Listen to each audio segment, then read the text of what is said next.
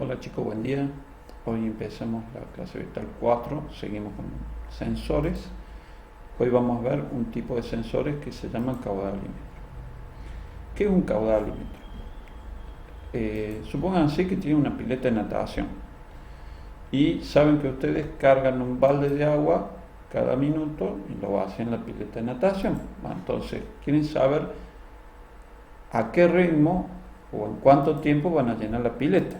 Entonces necesitan saber qué cantidad de agua por unidad de tiempo usan para poder llenar la pileta. En este caso, en el ejemplo que les doy, es un balde de agua en un minuto, un balde de 20 litros, para llenar una pileta, por ejemplo, 3000 litros. Entonces el caudal sería 20 litros por minuto. Si eso lo llevase a segundo, divido 20 divido 60, que son la cantidad de segundos que tiene un minuto, entonces tendría el caudal con el que lleno la pileta. 20 dividido 60, simplifico los ceros, me queda 2 sobre 6, un tercio. Entonces un tercio de litro por segundo. Ese es el caudal. El caudal es el volumen de un líquido sobre unidad de tiempo, ¿sí? Se dice por, pero refiere a una división o una razón. Entonces, se hace necesario saber qué cantidad de líquido circula en una determinada cantidad de tiempo. Eso da origen a generar sensores que permitan medir el caudal con el que un líquido circula para poder, más que todo, tener noción de tiempos en lo que tarda algo en llenarse. Bueno,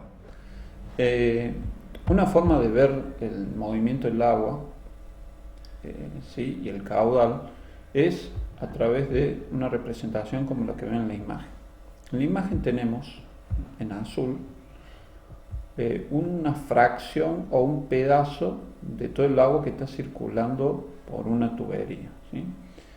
¿Por qué? Porque esa línea de puntos que me marca la sección del caño es como cuando un corredor hace una carrera de 100 metros, ¿sí? Es el punto a partir del cual disparo el cronómetro para medir a qué velocidad ese volumen, ese trozo de agua pasa a través de una sección de la línea punteada.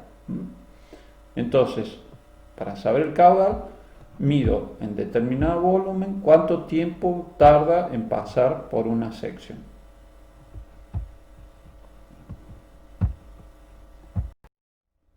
Si esto lo escribimos a través de una ecuación, recuerden ustedes que para poder después transmitirlo a la programación necesitamos tener una ecuación que nos represente lo que está pasando en la realidad, ¿sí? Cuando ustedes juegan un juego como el Counter o el GTA, hubo alguien que trasladó una situación como es la de un auto circulando a un planteo matemático para poder hacer el juego. Entonces, es importante que ustedes sepan pensar situaciones como planteos matemáticos, ¿sí? Para eso nos sirve la matemática. Entonces, el caudal es el volumen que habíamos visto dibujado en azul, dividido el tiempo que tarda en circular ese volumen a través de la línea punteada que vimos en el dibujo. Si vuelvan para atrás el video y van a ver de vuelta el video donde está el dibujo. En esta imagen estamos viendo el mismo caño, la misma tubería, el mismo volumen en azul, pero el volumen lo vamos a ver disgregado o separado en la sección, que acá está indicado con la letra A, y la distancia, ¿sí? D, o el largo D o la altura D de ese cilindrito que constituye esa fracción de agua sobre la que estamos trabajando. O sea, el volumen, acá en la ecuación arriba se ve, es el volumen es A, que es la sección, por D, que es el alto de ese cilindro. Entonces el volumen o el caudal lo podemos representar como una relación de volumen sobre tiempo, que es lo mismo que la sección por la distancia que recorre esa sección dividido el tiempo, ¿sí?, en que tardó en recorrer esa sección, la distancia equivalente a su volumen. Entonces eso nos da un parámetro de caudal. Todos estos conceptos que estoy explicando son conceptos o fundamentos, ¿sí?, del movimiento de líquidos que ustedes tienen que haber visto en las materias del ciclo básico. Así que les recomiendo, tanto de la parte matemática como de la parte física, repasar el concepto del ciclo básico para que nosotros podamos avanzar en esta materia que tiene otra finalidad. El primer sensor de caudal que vamos a ver es un sensor que aprovecha cuando una tubería tiene una sección en una parte y otra sección en otra parte. O sea, como vemos en el dibujo, hay una parte donde el caño tiene una sección más grande y a continuación se afina el caño y tiene una sección A2 que es menor. El tema es que el volumen es el mismo, entonces en la primera parte de la sección la distancia que recorrerá será menor que en la segunda parte, donde el caño es más fino, que para que esa sección arme el mismo volumen, tiene que correr una distancia mayor. ¿Qué pasa? Cuando la sección del caño se reduce, para poder recorrer una distancia mayor, necesita aumentar la presión. Entonces acá vemos el fenómeno de transducción que hemos visto en las clases anteriores. O sea, un cambio de volumen produce un cambio de presión. En la parte donde tiene una sección mayor, la presión es menor. Y donde tiene una sección menor, la presión es mayor. Entonces, midiendo esa diferencia de presiones entre las dos secciones, podemos medir o transducir el caudal que está circulando por esa tubería. En esta imagen vemos un diagramita de cómo está hecho el sensor. Por ahí, disculpen, porque por ahí le llamo a Bernoulli, por ahí le llamo a Venturi, porque los dos trabajaron sobre ecuaciones de caudal y presión, así que, y es más, lo he visto en algunos lugares con un nombre o con otro. O sea, el principio que usa es la ecuación de Bernoulli y el modelo del tubo en el cual se basa el caudal alímetro es el tubo de Venturi. En esta imagen, si siguen el puntero del mouse, vemos la cañería que se afina, reduce su sección y después se vuelve a engrosar. Fíjense, acá en inglés dice válvulita de alta presión y la segunda es válvula de baja presión. Entonces, al amontonarse el líquido en una zona donde el caudal se reduce, aumenta la presión, y a donde la sección, una vez reducida, intenta escapar hacia la zona donde vuelve a abrirse la sección de la cañería, la presión disminuye. Esta diferencia de presión es una transducción de el caudal que está circulando, ¿sí? Es una transducción directa. Acá vemos un grafiquito donde vemos que al bajar la presión hay un cambio de volumen. ¿Por qué? Porque estamos midiendo en un mismo transcurso de tiempo. Entonces, esa variación de volumen produce un cambio de presión y nos da una indicación del caudal que está circulando por esa tubería. En este dibujo a la derecha van a ver un esquema más elaborado de cómo está armado, fabricado un caudalímetro por tubo de Venturi, ¿sí?, de tipo industrial.